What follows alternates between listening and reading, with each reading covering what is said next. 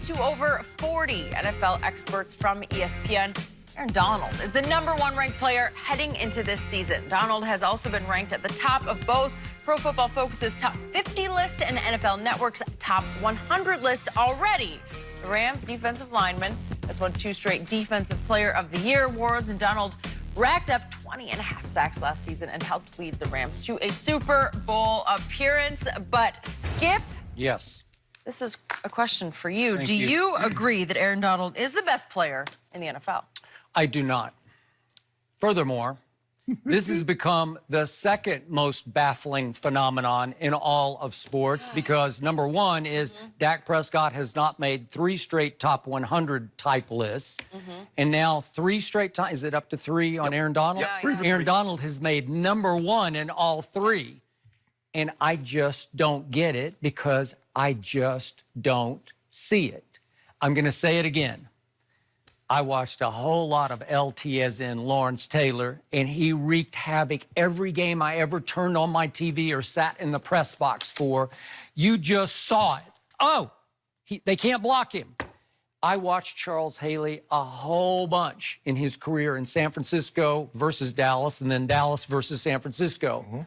Trust me, you just couldn't block him. He flew off the edge with such rage that 2 people often couldn't block him, and he leaped off your TV screen until you said, oh, look. Reggie White wasn't always that dominant, but when he got cranked, he became unblockable by 2 people in the interior line and sometimes 3. And he leaped off your screen because he took over football games. I have yet to watch one Aaron Donald game that he took over. Obviously, he is a very, very good player. But what? He's better than any quarterback? He's better than my homeboy or Tom Brady? Better than. Or Drew Brees? Are you kidding me? This is classic sheepthink once again, where one expert said, stroked his chin, said, that Aaron Donald, he's something. He's dominating these games. Oh, really? He does force double-team blocks, but then what happens? He disappears. I was thinking early this morning before we're going to do this topic, you know, do I need any video to demonstrate? And I thought, wait a second, there is no video because I don't know any highlights. I'm sorry, I don't have a lot of highlights because in his postseason career, Aaron Donald has exactly a half a sack. Last year in 3 playoff games, he had 0 sacks. And I realize he plays more interior than edge. But still, if you're Reggie White, if you're that guy, you just flash all over the place. You get your hands on the quarterback. So against Dallas in the playoff game last year, he had 2 solos and 0 assists, and I don't remember him playing. At New Orleans in that classic playoff game, he had 2 solo tackles and 0 assists. Against the Patriots, he had 1 solo in the Super Bowl and 4 assists. Okay, 4 assists is okay, but I don't remember him in the Super Bowl. I'm sorry, I don't. And yet, in the big picture, I even go back to the first Dallas game I watched him in, which was the 2017 game at Jerry World. The game that beat you? Do I remember? Yeah, the game that came back? We had him down at halftime. Yeah. And then we lost Sean Lee at halftime. Yeah, I remember that. Who was your game. quarterback then? Yeah, the guy who out QBR, Jared Goff. He had an 80-something to a 50-something in that game. Yeah, thank you for bringing that up.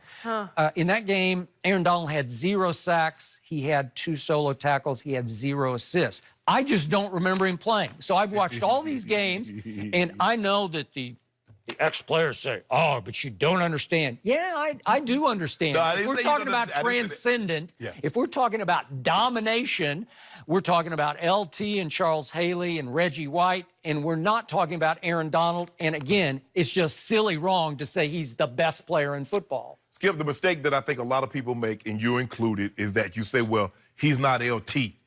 Well, who the hell is? LT, I can make a case, and I let you take Tom Brady or whomever you want. I can make a case that LT is the greatest football player ever. Over Jerry, over Jim Brown, over Tom Brady, over Montana. I can make that kind of case because LT made 2 positions famous, the left tackle and the rush linebacker. But that's not what this discussion is about. This is about Aaron Donald. Skip, did you remember the game, the Monday night game? When they played, I think the Rams played my homeboy, the Chiefs. Yep. Oh, yeah. Did he not flash? He flashed a couple times in that game. Okay. Yeah. Skip, last year, this is what he was. He led the league in sacks, tackle for loss, and QB hits. it was the largest gap between 1 and 2. He was 4.5 sacks clear of J.J. Watt. That's the biggest differential since Michael Strahan in 2001. Skip, he's the epitome. As an offensive player, when we went to the meeting rooms on Wednesday, and the coaches were going to explain to us what we was going to do, but who we needed to take care of, if we don't block this guy, we can't win the game. Okay, I'll give you that. Skip, I guarantee you, every team that plays the Los Angeles Rams, the first guy they circle is Aaron Donald. We got to find a way to block him. Okay. We got to slide to protect him. They often do find a way to block him. Well, that's where you have to have other guys to pick up the slack. Yeah, if you want to take Shannon Sharp away, that means you had to go one-on-one with Ed and Rod. If that's what you wanted to do, have at it. Skip, when I watch this guy play, he's explosive. Yep, he jumps off the line, and his handwork is as good as any Taekwondo, karate expert that you will see. Skip, he can do it all. He can rip you. He can Mr. Miyagi wax on, wax off. He can wipe you away. He can bull you. He can hump you. Skip, he is, and because he's so, and people are like, how the hell did he get there? Skip, he's already lined up in that shaded stance and that 3 technique. So he's already close to the quarterback. If you do not stop his initial charge before the quarterback can get through his fake, Skip, that's why he's already on the quarterback slinging him down. Because once he slides past that guard, he can get skinny. Skip, when I first saw him, I was like, the face looked familiar, and I'm looking at him like, damn, he's small. And that's the mistake that people made when they were grading him coming out of Pitt. They looked at his size and it's like, Skip, that guy's a hell raiser. When you go into the, I guarantee you ask all the teams that they're gonna play, I guarantee you the first guy, Skip, we played Reggie White, we played Deion Sanders, Skip, we played the Cowboys in 1998. We hung 35 points on them in the first half. I remember in the meeting building up to it, it's like, okay, whoever he lines up on, you're not getting a lot of passes. We're gonna pay him respect. We're not out to try to prove anything. Those other guys are not Deion. Well, I hit him up for 6 for 99 and 2 tubs at the half. You know, I'm just dealing, doing my thing. Did Deion take you? No, he had Rod. Rod had, I think, 1 catch. But, hey, that's the way, hey, we're going to stay away from you, Skip. I don't need to butt my head, Skip. I don't need to prove to anybody, oh, my guy one-on-one can handle him. What you trying to prove? You trying to win the game or you trying to play hero? Because if you need to slide too, and when we play guys like that, sometimes we'd have the back, okay, if he's an end, you make sure you get as close to it and you chip your way out. If he's a tackle, you work your way through the line of scrimmage and chip your way out. Skip, this dude's special. I'm not gonna look. I played against a lot. I played against Sapp, played against Johnny Randall, as far as the defensive tackles. Skip, he's in that breath. And when it's all said and done, he might be the best. Okay. So I didn't even have my Pro Bowl center last year, Travis Frederick, and in a game out here at the Coliseum, a playoff game, he had 0 sacks, 2 solos, no assists. But it's not good enough. But like, you didn't. How can you not, against my backup center, you can't just crush him and annihilate him? No, because you got a Pro Bowl guard, an All-Pro guard right there. And then in 2017, you mentioned you had an All-Pro guard and a Pro Bowl and an All-Pro center trying to doing double work on him. Yeah, you're trying to tell me he's transcendent because he might just be the best defensive tackle in history. I got to see it first. I got to see it. He's on that trajectory. Okay. He's on that trajectory, Skip. Boy, he trajected right out of the playoffs last year with 0 sacks. 3 games, 0 sacks. I don't even remember hard pressure, so I said, ooh, boy, he almost got there that Well, time. he slung Tom Brady down once. But, Skip, the thing that you have to love about Coach Belichick, whether it's an offensive or defensive player, he's not going to let your best player beat him. If your best offensive player is a running back, if he's a wide receiver, Coach Belichick will not let those guys beat him. Now, if your B receiver or your C receiver can have at it from a defensive perspective, he's not into trying to prove a point.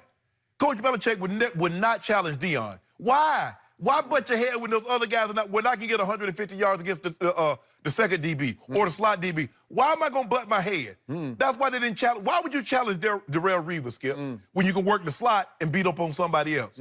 That's what you do, Skip. So, if I can double him and get one-on-one everywhere else, I deal with that. Why didn't Coach Belichick say, I'm not going to let Nick Foles beat me?